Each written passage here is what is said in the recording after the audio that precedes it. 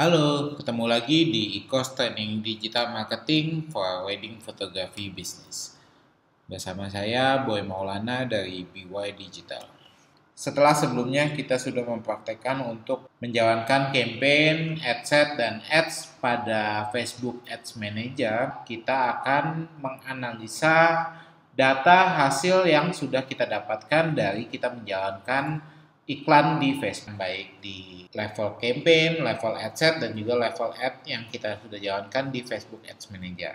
Untuk melakukan analisa terhadap performance atau performa hasil iklan kita perlu menganalisa hasil kita dengan Facebook Ads Report ini atau hasil data-data yang diberikan oleh Facebook atau Meta dalam hal ini terhadap iklan atau campaign yang sudah pernah kita jalankan. Nah, teman-teman bisa langsung mengakses sama seperti sebelumnya ketika kita mau membuat campaign, adset, dan ads, kita harus mengakses ke Facebook Ads Manager kita. Yaitu jika teman-teman masih hanya memiliki personal ads manager, maka aksesnya bisa ke facebook.com/ads/manager ini. Atau kalau misalnya teman-teman sudah menggunakan business manager, teman-teman bisa mengakses di link business.facebook.com/ads/manager ini. Nah, sebelum kita lihat langsung ke metrik yang sudah pernah saya jalankan di campaign ads manager saya, maka saya mau menjelaskan dulu beberapa metrik awal yang akan saya jelaskan maksud dari kolom-kolom yang ada di metrik hasil iklan kita. Pertama, yang paling penting adalah itu reach. Teman-teman akan menemukan kolom yang namanya reach. Reach ini adalah berapa banyak audiens yang melihat iklan kita, baik di level campaign, di level adset maupun di level ads. Kalau misalnya di level campaign dan kita di bawah campaignnya itu ada 2 adset, berarti ketika kita melihat reach ini ada di level campaign, maka reach tersebut merupakan reach dari beberapa adset yang ada di bawahnya. Ya, kita lihat langsung. Nah, ini kan ketika kita mengakses ke Ads Manager, bentuknya akan seperti ini. Jika teman-teman sudah pernah menjalankan iklan, maka di sini akan ada angka-angka yang hasil dari iklan kita. Nah, angka dari hasil iklan kita ini yang perlu kita lihat pertama adalah tanggal di sebelah kanan atas ini. Misalnya di sini saya lagi men-setting 30 hari terakhir. 30 hari terakhir dari Ads Manager saya ini hasil-hasilnya. Kalau misalnya saya besarkan lagi, misalnya saya pindah ke bagian maksimum ini, maka semua semua campaign yang pernah saya jalankan akan keluar semua hasilnya. Nah, standarnya di sini ada di setiap kita mau membaca data hasil iklan, kita akan ketemu dengan settingan kita mau menampilkan kolom-kolom apa saja.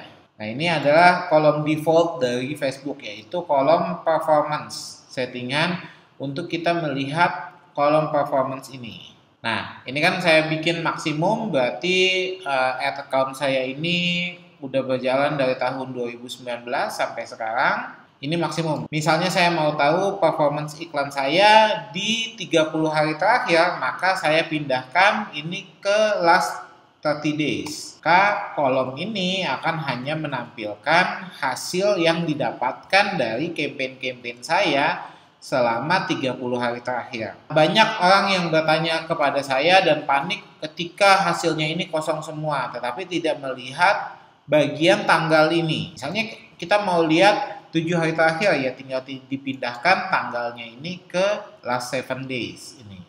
Metrik pertama yang akan kita pelajari adalah reach, yaitu berapa banyak audiens yang melihat iklan kita. Nah, di sini teman-teman akan melihat kolom yang namanya reach ini. Kalau pakai bahasa Indonesia, sepertinya terjemahannya itu adalah jangkauan. Berapa yang dijangkau dari campaign ini? Ini kan saya lagi hidupnya di campaign ya. Kalau kita mau lihat adset, nanti kita akan pindah ke tab yang adset ini. Kalau kita mau lihat performance ads kita akan pindah ke kolom ads ini.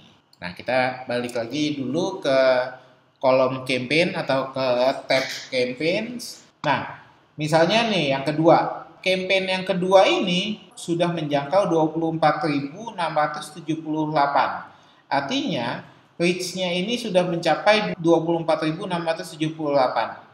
Artinya ada 24.678 orang yang dijangkau oleh campaign ini. Misalnya campaign-nya di dalamnya itu ada 2 adset, maka 24.000 ini adalah akumulasi dari adset-adset tersebut. Nah, ini kalau misalnya saya select, lalu saya pindah ke adsetnya. Nah, ini kan saya ada 2 adset. Ada 2 adset, maka reach-nya itu biasanya berbeda. Walaupun reach yang adset yang atas ini hanya 4, tapi reach yang bawah 24.000. Data di campaign ini adalah data kombinasi dari adset yang di bawahnya. Jadinya di video-video sebelumnya kan saya sudah membahas tentang struktur Facebook Ads. Nah, ketika membaca data pun kita masih menggunakan struktur Facebook Ads Manager tersebut, di mana satu campaign bisa terdiri lebih dari satu adset dan setiap adsetnya bisa terdiri lebih dari satu ads. Jika kita melihatnya di kolom campaign, maka ini adalah kombinasi atau kumpulan dari adset-adset yang ada di bawah campaign dan juga ads yang ada di bawahnya adset. Ini adalah kolom reach, berarti yang ini 24.000, yang ini 5.000, yang ini 51.000 dan seterusnya ke bawah. Misalnya yang ini saya mendapatkan 69.000, yang ini saya mendapatkan reach 130.000 reach. Artinya ada 130.000 orang yang melihat iklan kita atau dimunculkan. Apakah iklan kita ini dimunculkan kepada beberapa akun atau dalam hal ini misalnya yang ini nih 130.334 reach. Berarti ada 130.000 sekian akun yang dijangkau oleh campaign ini. Pengertian dasarnya adalah berapa banyak audiens yang dijangkau oleh campaign atau adset kita atau ads kita. Kedua, ini ada kolom, teman-teman akan menemukan kolom yang namanya impression. Impression ini artinya adalah berapa kali iklan kita muncul di layar audiens kita.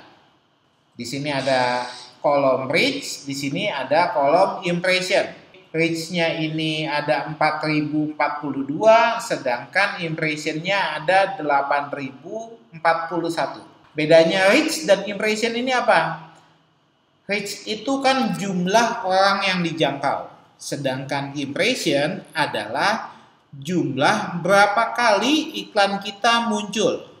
Misalnya saya ngelihat iklannya vendor wedding teman-teman. Pagi hari saya ngeliat, siang hari saya ngeliat, sore hari saya ngeliat. Maka reach-nya itu akan tetap 1, tetapi impression-nya akan menjadi 3. Setiap reach itu pasti ada impression-nya, tetapi setiap menambah impression belum tentu kita akan menambah reach. Karena satu reach bisa terjadi lebih dari satu impression. Makanya hampir semua impression ini itu lebih banyak jumlahnya dibandingkan reach. Misalnya campaign ini reach-nya 1345, sedangkan impression-nya 1600. Ini misalnya, ini reach-nya 24.678, sedangkan impression-nya 45.069.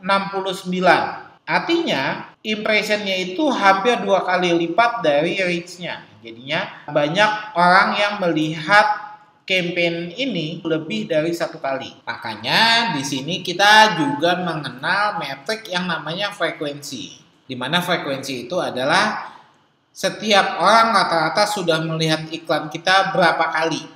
Jadi, diambil rata-rata setiap orangnya melihat iklan kita sudah berapa kali.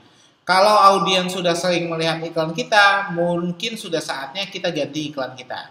Jadi ya, fungsi dari metrik frekuensi ini adalah kita mengetahui berapa kali iklan kita muncul secara rata-rata di audiens kita. Oke, kita lihat metrik frekuensinya. Ini ada metrik reach, ini ada metrik impression. Nah, di sini teman-teman akan menemukan kolom frekuensi. Kalau kayak ini 1,8 berarti ada yang lihat 2 kali, ada yang rata-rata hampir 2 kali.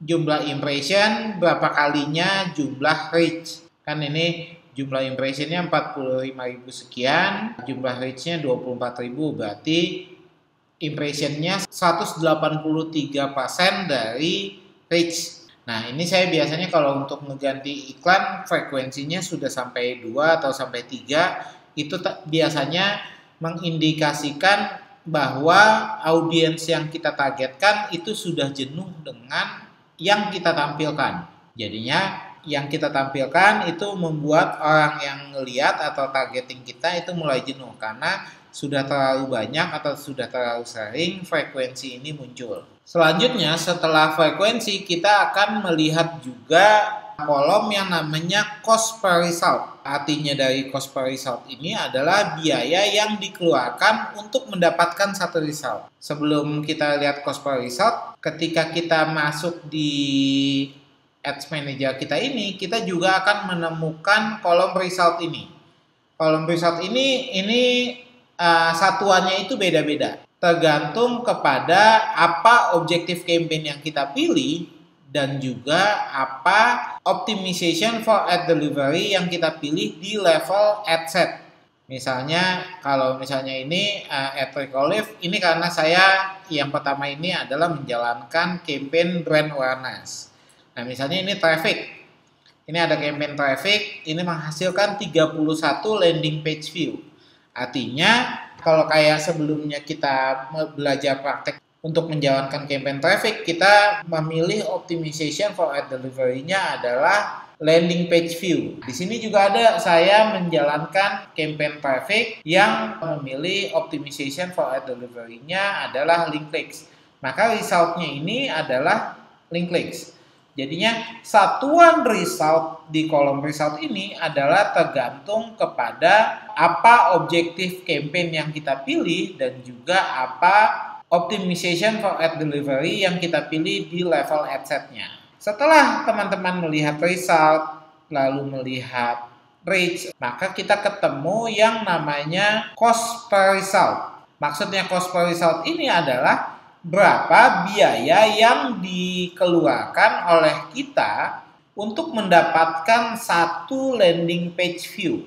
Nah, karena saya ini mendapatkan 31 landing page view dan mengeluarkan uang 132.000, maka per landing page view-nya saya mengeluarkan uang 4.286 ini. Jadinya biaya per orang masuk ke dalam website yang kita iklankan itu biayanya berapa? Biayanya 4.286. Ini adalah biaya yang dikeluarkan setiap kita menghasilkan result ini. Cost per result ini adalah biaya yang dikeluarkan untuk mendapatkan satu result. Apapun resultnya, misalnya kita punya objektif brand awareness, berarti biaya untuk mendatangkan satu ad recall lift. Misalnya campaign-nya campaign reach, berarti biaya untuk mendatangkan 1.000 orang atau memunculkan iklan di 1.000 orang adalah sekian, Rp2.438 untuk memperlihatkan iklan kita ke per 1.000 orang. Tapi banyak yang salah pengertian dengan cost per result ini. Cost per result ini bukan berarti jika kita tidak mendapatkan landing page view, kita tidak membayar ke Facebook. Tidak. Seperti yang saya sudah jelaskan di modul-modul sebelumnya, bahwa yang kita bayarkan ke Facebook adalah impresi. Kita menjalankan Facebook Ads ini adalah untuk mendapatkan impresi. Jadi, selama di kolom impresi ini ada angkanya, maka di kolom amount spend juga akan ada angkanya. Jadinya, setiap kita mendapatkan impresi, kita akan membayar kepada Facebook. Buktinya apa? Saya akan memperlihatkan buktinya di bagian billing. Nanti kalau misalnya teman-teman sudah pernah menjalankan Facebook Ads, di amount spend-nya ini udah kelihatan berapa banyak uang yang sudah kita keluarkan, maka di bagian billing itu kita masuk ke garis 3 ini, lalu teman-teman ke menu billing. Nah, di bagian billing ini teman-teman akan menemukan transaction ID ketika teman-teman mengeklik bagian billing yang sudah pernah kita bayarkan. Nah, bagian billing ini bisa dianggap seperti tanda terima dari Facebook untuk pembayaran iklan kita. Di sini kan ada saya membayarkan uang sekian. Misalnya ini saya membayarkan Rp326.000, itu mendapatkan result walaupun kampanyenya apapun, resultnya di sini bentuknya adalah impression. Ini artinya kita membayar kepada Facebook untuk mendapatkan impression, bukan untuk mendapatkan result yang ada di kolom ini. Misalnya untuk mendapatkan landing page view bukan saya membayar Rp132.000, tetapi untuk mendapatkan 6.300 impression inilah saya mengeluarkan uang. Jadinya jangan teman-teman salah pengertian bahwa yang kita keluarkan adalah untuk mendapatkan result. Makanya di awal pembahasan tentang Facebook Ads, saya berkali-kali berpesan bahwa yang kita dapatkan dengan membayar kepada Facebook adalah impressionnya, berapa banyak iklan kita dimunculkan oleh Facebook. Nah, di sini teman-teman tadi sudah saya sebutkan, ada yang namanya amount spend atau biaya yang kita keluarkan untuk menjalankan Facebook Ads tadi. Di sini kan ada amount spend-nya, ini ada 1 juta sekian, ini ada 132.000, ini ada 100.000 dan lain sebagainya. Maka ini adalah biaya yang kita keluarkan agar Facebook Ads kita berjalan. Nah, tandanya Facebook Ads kita berjalan apa? Di kolom impression dan di kolom reach itu sudah ada angkanya, walaupun di kolom resultnya tidak ada angkanya. Misalnya campaign yang ini di kolom impressionnya ada angkanya 1.600. Saya sudah mengeluarkan uang 129.000, tetapi saya tidak mendapatkan result apa-apa. Nah, ini kan segera saya matikan karena iklannya tidak berjalan efektif. Walaupun impressionnya sudah ada, reach-nya sudah ada, tetapi saya tidak mendapatkan result dari website lead yang saya ingin tuju. Makanya di sini walaupun resultnya kosong, saya tetap mengeluarkan uang untuk menjalankan campaign yang ini. Oke, selanjutnya setelah amount spend, kita akan melihat metrik berikutnya yaitu CPM. Nah, CPM ini atau disingkat dari cost per mil atau cost per 1.000 impression. Jadinya CPM ini adalah metrik atau data yang menunjukkan berapa biaya yang kita keluarkan untuk mendapatkan 1.000 kali impression. Jika tadi saya sudah jelaskan bahwa kita mengeluarkan biaya itu karena kita mendapatkan impression, maka CPM inilah yang menjelaskan berapa banyak biaya yang kita keluarkan pas 1.000 kali iklan kita muncul, atau setiap 1.000 kali iklan kita tayang, berapa biaya yang kita keluarkan. Tetapi ini lagi-lagi bukan kalau kita sudah mendapatkan 1.000 impression baru kita bayar, bukan seperti itu. Tetapi dihitung rata-rata oleh Facebook atau dibagi rata-rata oleh Facebook, setiap 1.000 impression kita mengeluarkan biaya berapa. Oke, teman-teman, untuk melihat kolom CPM tersebut, biasanya kita mengganti format dari kolomnya. Kalau sebelumnya teman-teman lagi ada di formatnya performance, bisa ubah konfigurasi kolom ke performance and click di sini. Maka biasanya teman-teman akan menemukan ada kolom yang namanya CPM atau cost per 1.000 impression. Maka di campaign yang ini pas 1.000 impression saya membayar Rp894. Jadi ya nggak sampai Rp1 per iklan saya muncul. Nah, CPM inilah yang kita bayar kepada Facebook. Nah, ini biasanya yang mengindikasikan apakah targeting kita ini harganya mahal atau murah. Biasanya dilihat dari rata-rata CPM ini. Tapi kita juga nggak bisa menyimpulkan dari CPM ini. Ini untuk menilai iklan kita itu sekali tampil itu mengeluarkan biaya berapa. Kurang lebihnya seperti itu fungsi dari kolom CPM ini. Nah, setelah kolom CPM, kita juga melihat kolom yang namanya link clicks. Jadinya link clicks itu adalah berapa kali orang melakukan klik terhadap link yang ada pada iklan kita. Nah, misalnya ini ada ad preview iklan e-course kita ini, e-course yang sedang teman-teman ikuti ini kan saya iklankan atas nama BY Digital. Maka link clicks itu adalah jumlah berapa banyak orang yang melakukan klik di tombol learn more ini. Misalnya ini ada foto atau video promosi teman-teman, maka angka link clicks tersebut adalah jumlah berapa banyak orang yang melakukan klik pada tombol ini. Jadinya pengertian link clicks itu adalah berapa kali orang ngeklik link yang ada pada iklan kita. Biasanya ditunjukkan dengan jumlah klik pada tombol call to action yang kita tentukan di level ads. Jadinya setelah orang melihat iklan kita, berapa banyak klik yang terjadi pada tombol call to action di iklan kita atau di level ads yang sudah kita tentukan, seperti itu. Nah, sedangkan unique link clicks ini adalah berapa banyak orang yang ngeklik iklan kita. Kalau tadi sebelumnya kita melihat ada metrik namanya link clicks. Nah, ini adalah berapa kali tombol call to action kita itu diklik sama orang. Misalnya satu orang ngeklik 2 atau 3 kali, maka 2 atau 3 kalinya ini masuk ke metrik yang namanya link clicks ini. Sedangkan unique link clicks ini adalah berapa orang yang ngeklik.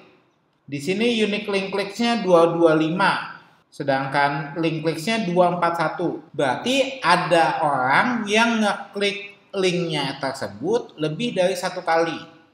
Karena lebih banyak jumlah link clicks-nya dibandingkan jumlah unique link clicks-nya. Nggak mungkin jumlah unique link clicks lebih besar daripada jumlah link clicks-nya. Karena setiap unique link clicks pasti terjadi link clicks, tetapi nggak semua link clicks ini unik. Maksudnya tidak semua yang ada di metrik link clicks ini itu menunjukkan berapa jumlah orang yang ngekliknya. Nah, setelah itu kita bisa lihat yang namanya CTR link click through rate. Angka inilah yang sering dijadikan sebagai patokan awal apakah iklan kita ini bagus atau tidak. CTR link click through rate ini menjadi metrik yang penting ketika kita menjalankan iklan yang memang mendatangkan traffic ke website atau ketika kita menjalankan campaign conversion. Karena conversion tersebut terjadinya di dalam website kita dan jadinya kita harus mendatangkan audiens dulu ke dalam website kita baru kita mengoptimasi conversionnya. Nah, misalnya di kolom CTR link click through rate di sini ada angka 2,26%, ada angka 2,22%, ada angka 2,07%. Ini berarti CTR-nya itu adalah 2% dari impression itu melakukan link clicks. Jadi kita lihat di sini misalnya campaign yang ini itu mendapatkan impression 31.277 dengan link clicks yang terjadi pada impression ini adalah 706. Di mana 706 ini adalah 2,26% dari impression yang terjadi. Biasanya saya mendeteksi CTR link click through rate ini di level ads. Kalau di level ads ini CTR link click through rate ini penting kita untuk cek berapa persen dari impressionnya yang menghasilkan link clicks. Karena ads ini adalah yang dilihat oleh audiens. Apakah iklan kita, video kita, foto kita ini menghasilkan CTR-nya tinggi? Jika iklan-iklan kita ini menghasilkan CTR tinggi, artinya iklan kita ini cukup untuk mengajak audiens yang melihat impression atau audiens yang melihat ads kita, itu dia tertarik kepada iklan kita. Setidaknya kepada iklan kita itu menarik perhatian orang yang melihatnya. Semakin tinggi CTR link click to rate ini, maka itu menunjukkan bahwa ads ini itu menarik perhatian orang yang melihat. Karena CTR link click to rate ini adalah persentase link klik terhadap impression, maka dia adalah indikator awal kesuksesan iklan kita. Semakin tinggi CTR link click to rate, maka semakin bagus iklan kita ketika dia dilihat oleh audiens kita. Patokannya berapa? Berapa angka CTR link click to rate yang baik untuk iklan kita? Pada dasarnya tidak ada patokan CTR link click to rate yang bagus seperti apa. Tapi berdasarkan pengalaman saya, CTR link click to rate yang bagus adalah iklan-iklan yang memiliki CTR link click to rate di atas 2%. Jadi 2% dari impression menghasilkan klik. Dengan catatan, impressionnya kalau bisa sudah lebih dari 10.000. Jadi misalnya yang ini impressionnya sudah 28.000, mendapatkan CTR link click 2,42%. Nah ini angkanya cukup bagus sehingga bisa dilanjutkan. Tapi nggak selalu semua iklan bagus CTR-nya. Ada juga, saya juga memiliki CTR yang jelek di bawah 2%. Itu tandanya kita harus mengevaluasi foto atau video dan juga copywriting dari iklan kita. Ini ada yang 1,7, 1,8. Ini untuk mengevaluasi level ads yang kita jalankan di campaign Facebook Ads kita. Oke, kita lanjut lagi ke metrik berikutnya, yaitu cost per link clicks. Nah, ini sama seperti cost per 1000 impression dan juga cost per result yang tadi kita bahas, yaitu